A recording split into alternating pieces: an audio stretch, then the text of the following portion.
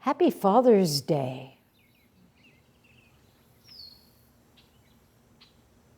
I think only a couple of people here, maybe 3, are fathers. Raise your hands. 3.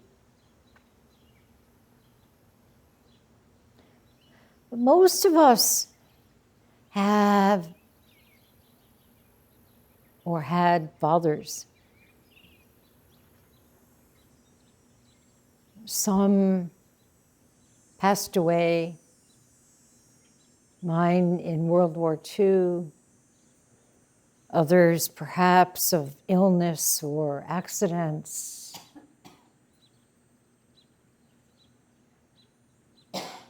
Some have not been able to be in your lives due to complicated domestic difficulties.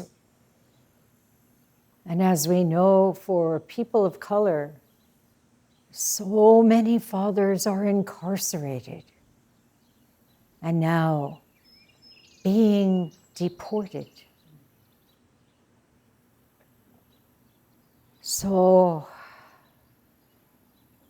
even if we barely knew them or didn't, nonetheless, there is the strong wish on their parts for our happiness and for our ability to lead good lives. This feeling can be accessed no matter what.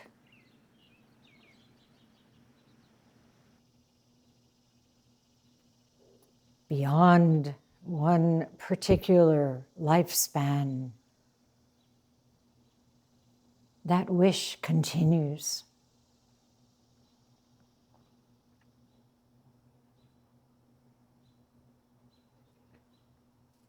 So let us bow in gratitude for fatherhood.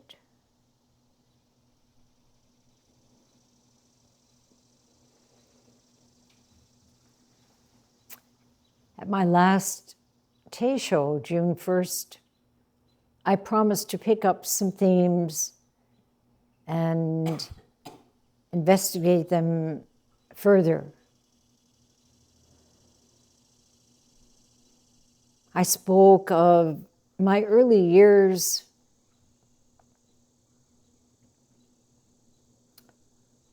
of experimentation and radical defiance of the status quo,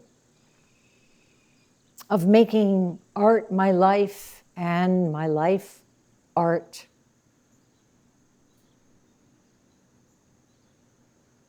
And coming to meditation before knowing anything about it, just finding out for myself that sitting in stillness could allow the smothering emotions of anger and grief and despair to evaporate into the vastness, the pure presence. And I could do this again and again, not in the sense of transcendence or dissociation, to put it in psychological terms, but right in the midst of the misery itself, feeling it dissipate, feeling that small I disappear,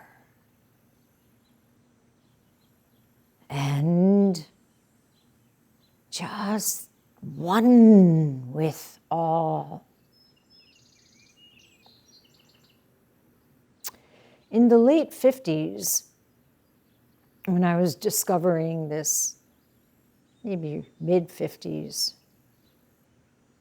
there was a general cultural consciousness of something called beat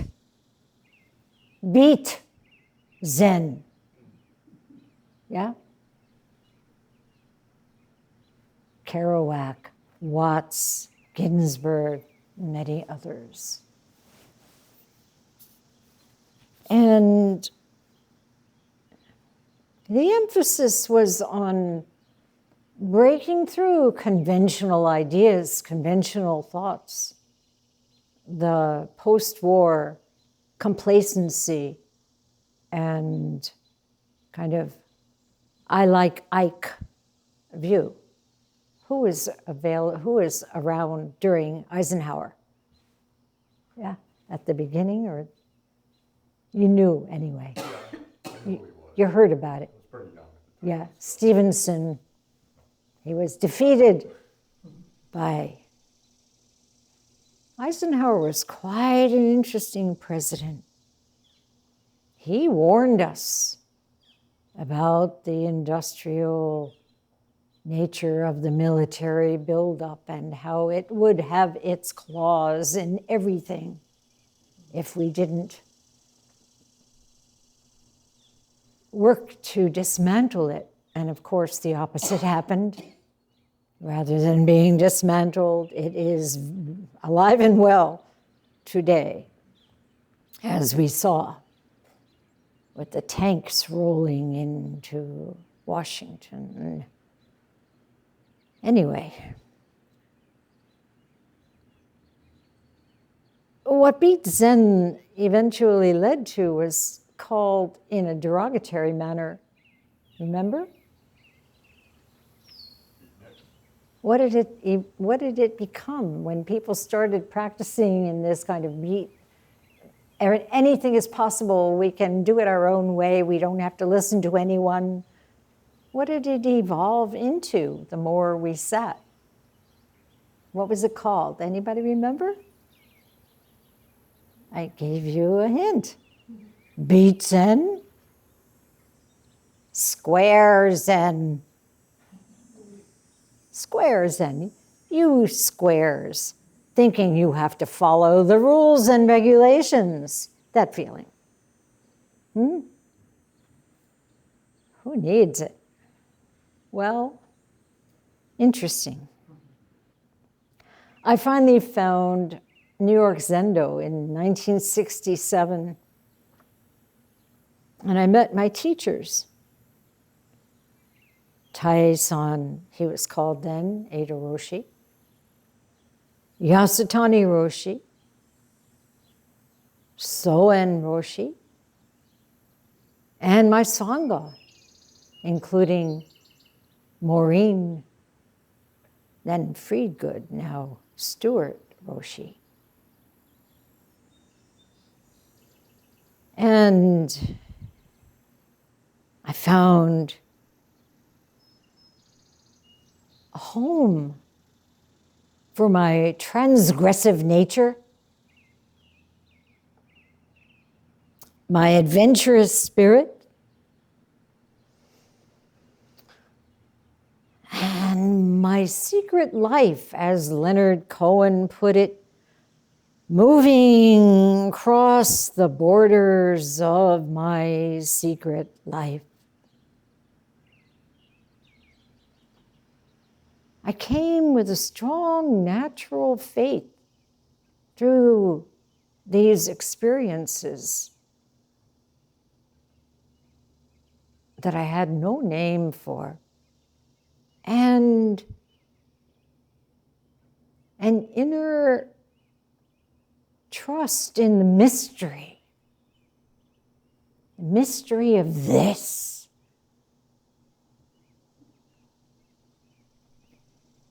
And gradually, despite my anti-authoritarian tendencies, I began to appreciate the absolute necessity of discipline on the path.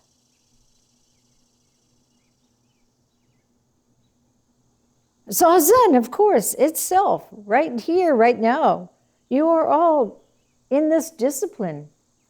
How many times have you thought, that's enough, I'm getting up. They can do this, they're fine. They don't need me, I'm out of here. And yet, what happens?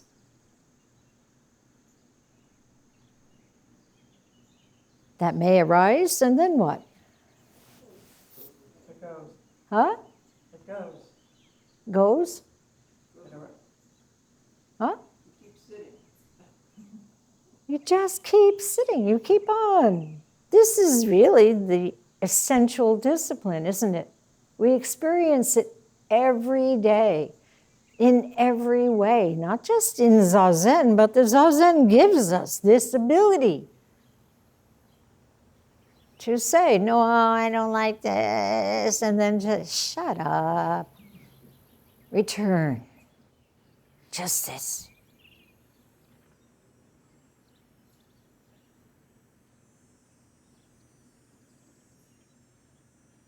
And we find, in so doing, that we are held. Have you experienced that? It's not about you. We are held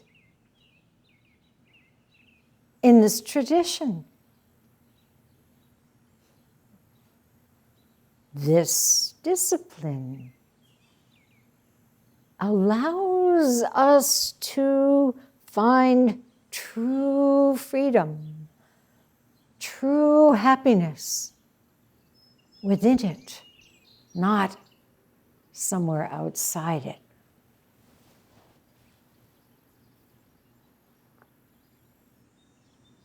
Old hippie tendencies tend to resurface from time to time, you may have noticed. The hippies came after our generation, probably some of you.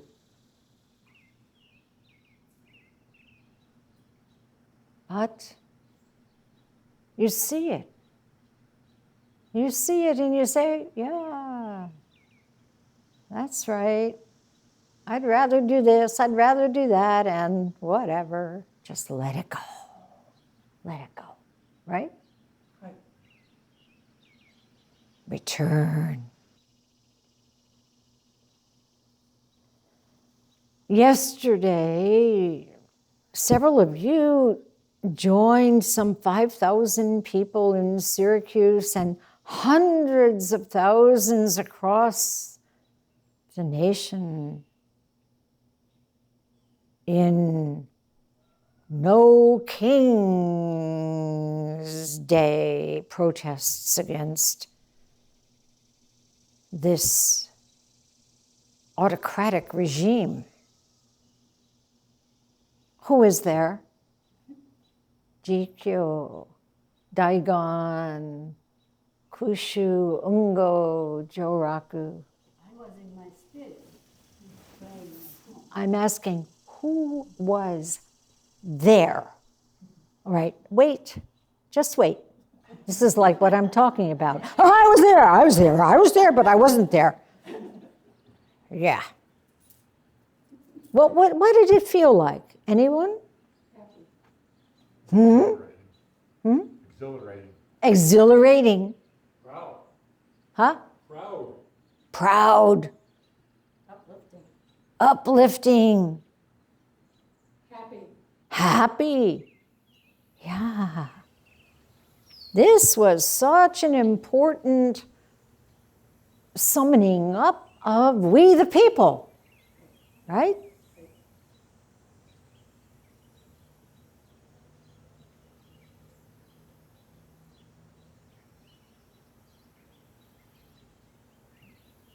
Beautiful feeling of we can change things. We don't have to just hide until something happens. We can make things happen through our earnest sincerity and motivation. Yes? And as usual in Syracuse, everything was scheduled at the same time. The protest, Juneteenth, the Westcott Art Walk, and probably a million other things that I'm not even aware of. Pride has been going on. This is June in Syracuse, but more so with this all-important gathering.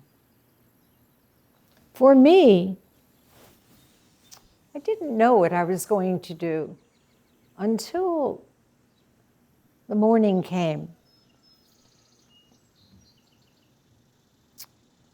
With the escalation of war in the Middle East, I felt the most important thing, again, for me, was to pray for peace.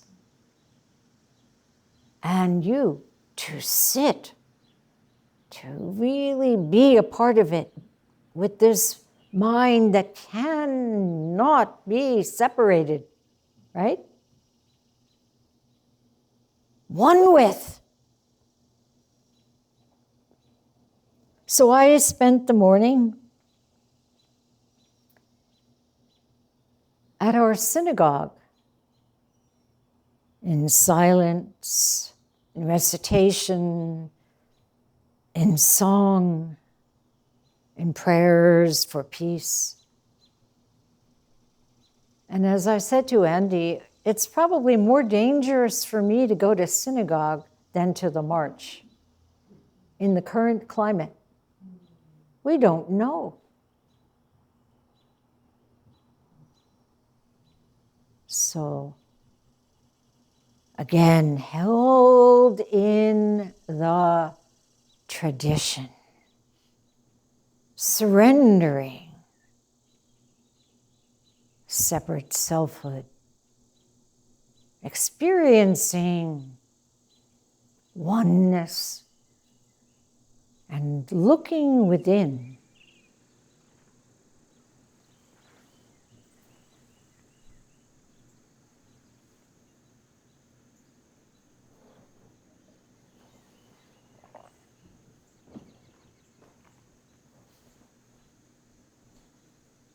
Are you okay?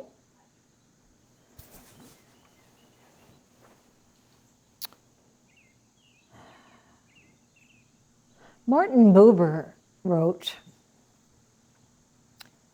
"You cannot find redemption until you see the flaws in your own soul and try to efface them. We can be redeemed only to the extent to which we confront and come to understand our own selves."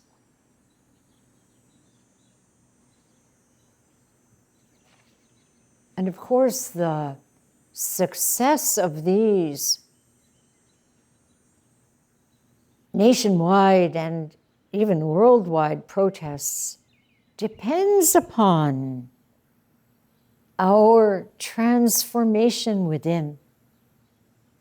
If we bring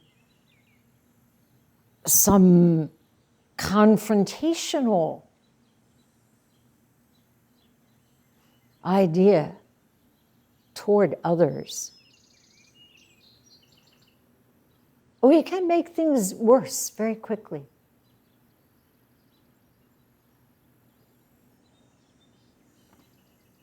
To continue in an adversarial mode, of course, wars continue.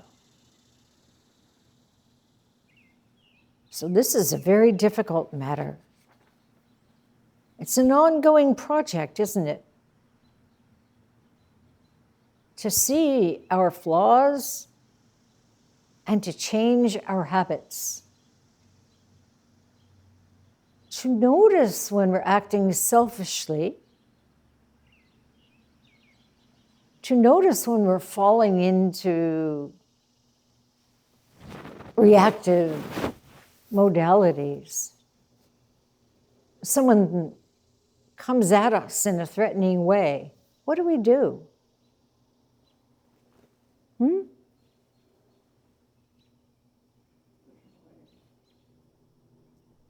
We may try to shield ourselves, as you just showed, but more often what happens? What arises?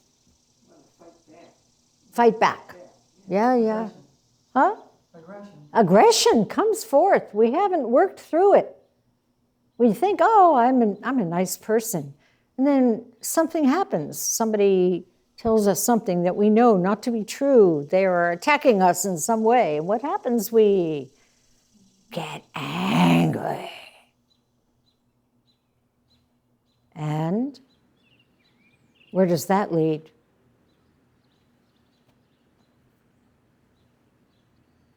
Well, we just chanted in the morning service. We have many opportunities to actualize the Bodhisattva's vow, especially this part. Even though they may be fools, be warm and compassionate toward them. If by chance they should turn against us and abuse and persecute us, we should bow down with humble words in the reverent belief that they are the merciful avatars of Buddha. How many of you have really been able to do that? When you are confronted, when there's some old family dynamic or some social situation, and the first thing you want to do is whack them across the face. But if we can remember that these situations expressed in these people we call fools or adversaries, that they are the merciful avatars of Buddha. Buddha, okay, just for a moment, let's say Buddha is daddy. It's Father's Day, okay. Buddha is daddy, and he's using devices to emancipate us.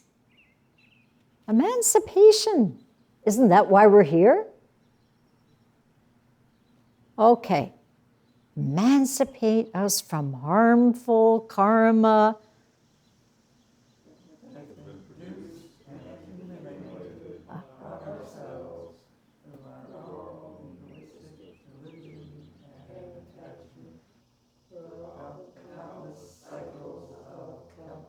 You know this. It's not just reading it. It's not just reciting it. You know it deep within. It's so difficult to incorporate on a daily basis, from moment to moment.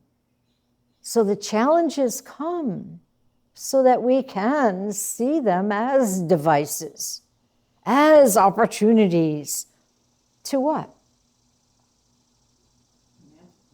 Transform our karma.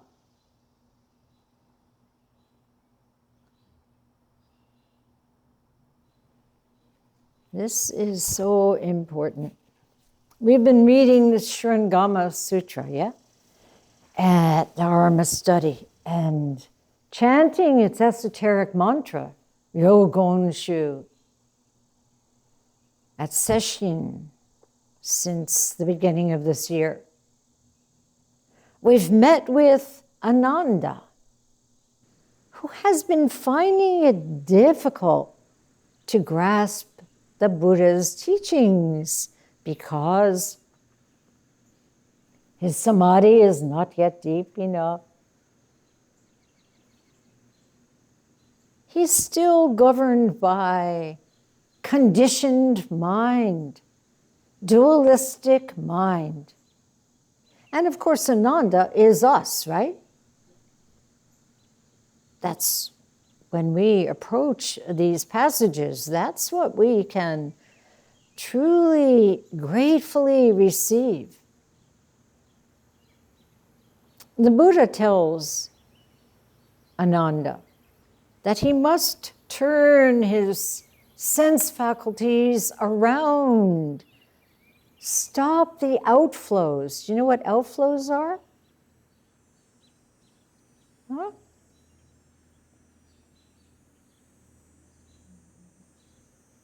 Emotion. Hmm? I said emotions. Yeah, you could say that. Emotions triggered by something out there, a person out there, something within ourselves that has not yet been seen through in its total shunyata and is still clutching us, right? Outflows. Stop the outflows. Stop believing in the transitory material objects, people that surround us, and concentrate within. Okay, so stop the outflows. Saying, oh, this person did this to me. I don't like this person. Or this has to change. I don't like that particular situation. You may feel that, but to believe it as something that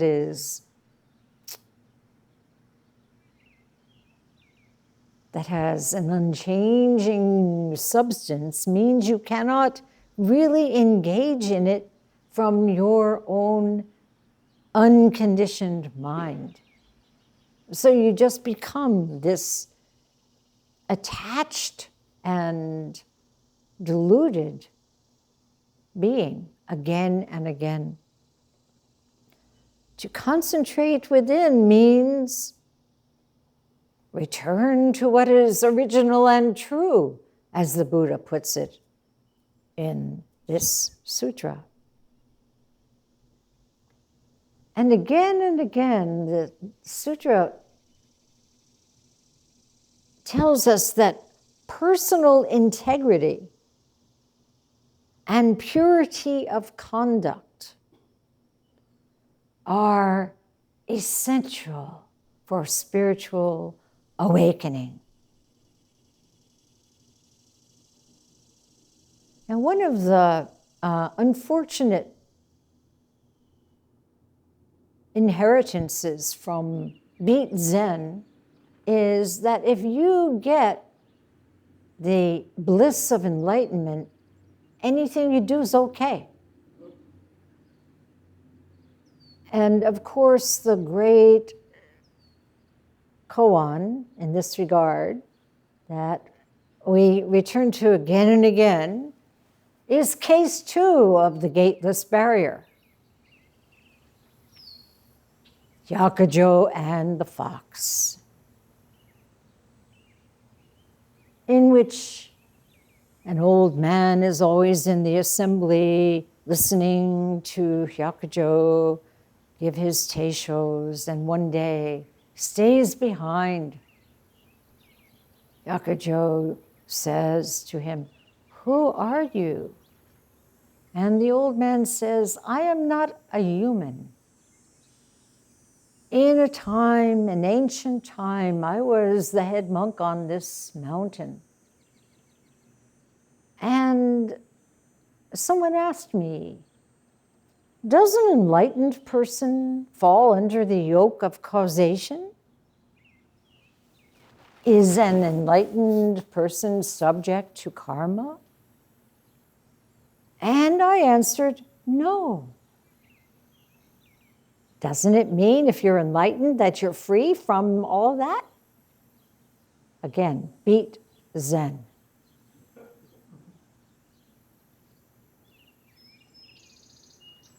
And he goes on.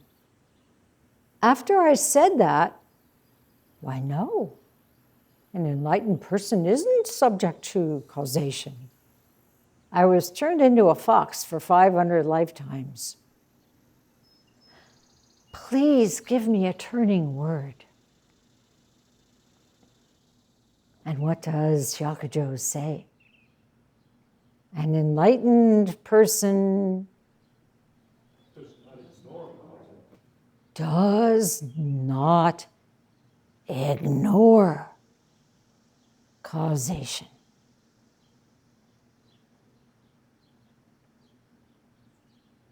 And the koan goes on, but this is the essential thing that we are working with, all right?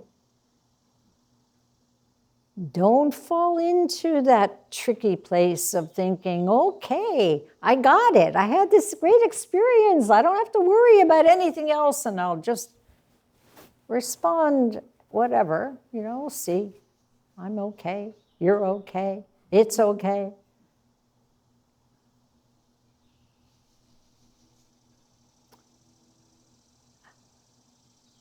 Personal integrity, purity of conduct, freedom does not come when we do what we like, when we like. That's enslavement to preferential mind, conditioned mind, ignorance.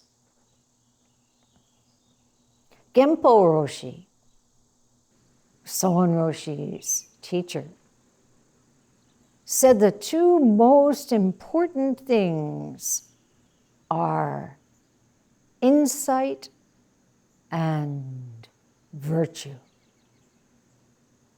So right here we have it.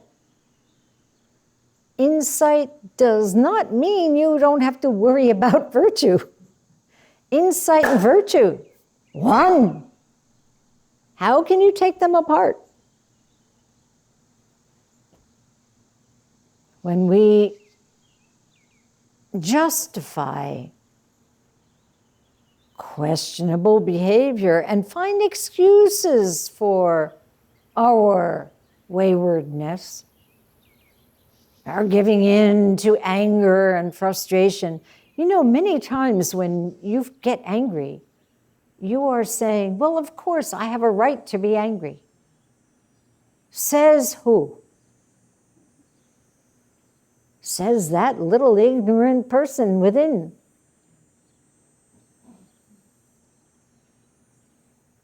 His Holiness, the Dalai Lama, said, whenever possible, be kind.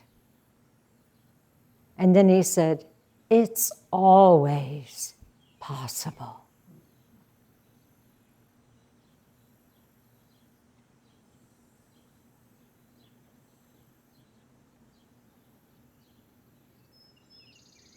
So here it is, after 11:30.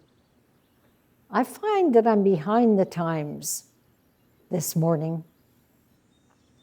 Everybody got back together again, sat zazen. Oh, time to go in?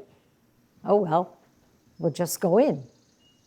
Then again, we hear the gong. Uh-oh. Inji-san and I are like, oh, well, I guess he'll just sit there and wait for us. And there's no time to really go into what I planned again to address that continues this, what I feel is so crucial. What I guess I could sum up by saying, how do we live? But I want to do that. So I'll pick it up again because it has to do with a very late text by Dogen called,